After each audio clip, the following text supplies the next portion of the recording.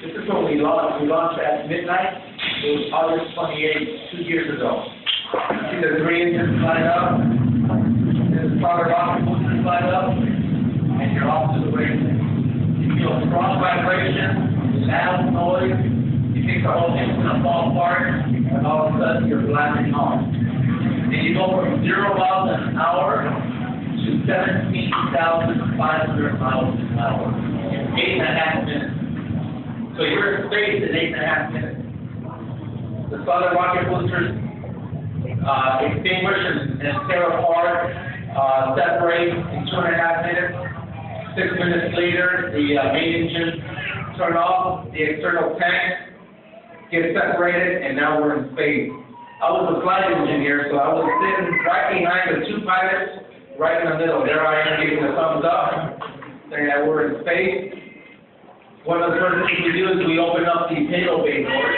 We do that because there's cooling, the radiators are an inside portion of the payload bay doors, and so we have to cool our electronics. Christopher Fullerton, the Swedish astronaut, was the one that opened them up. You see me there getting the computers ready for our rendezvous, and then while others are working on the exercise bike for our legs, we have to exercise our legs every day since we're in space. There you see Nicole Stock and Pat Forrester looking through binoculars about 20 miles away at the International Space Station.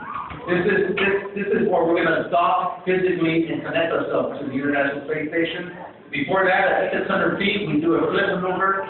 This is the perspective of the astronauts on the station of us.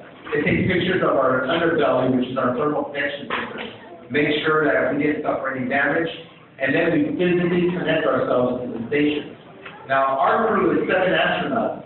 On the station side, there's 6 astronauts. And this is the process of how we actually connect ourselves to the station. Once we do that, we open up the hatch that connects to the International Space Station. This is the hatch that we connect to the station. The station folks open up their hatch, and now, for the first time, we have 13 astronauts together, representing 5 countries.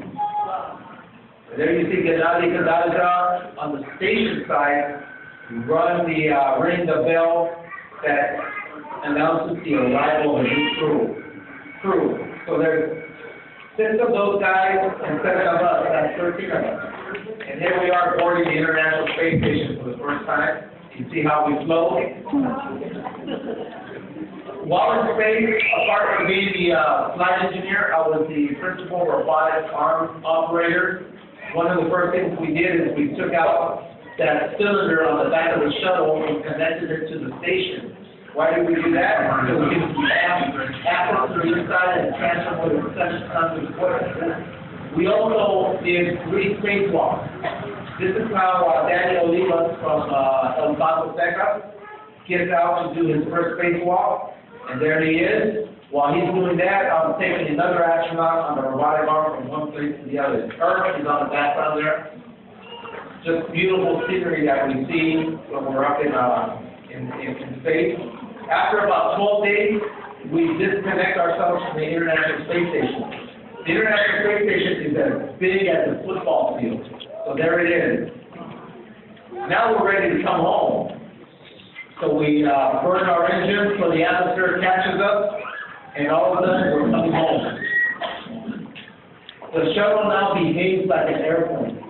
A glider, albeit a glider because it doesn't have any propulsion. So we have to land it right the first time. There's no second chance. So here we are coming in, and we actually landed in California because the weather was bad in Florida. We landed at Edwards Air Force Base. At about 400 feet, very important to bring down the gear. You want to do it again. Our Marine pilot, look at how he landed. Look at the tires on his back. They touched the runway at the same time. It's a beautiful landing. I never get tired of seeing it. And that's how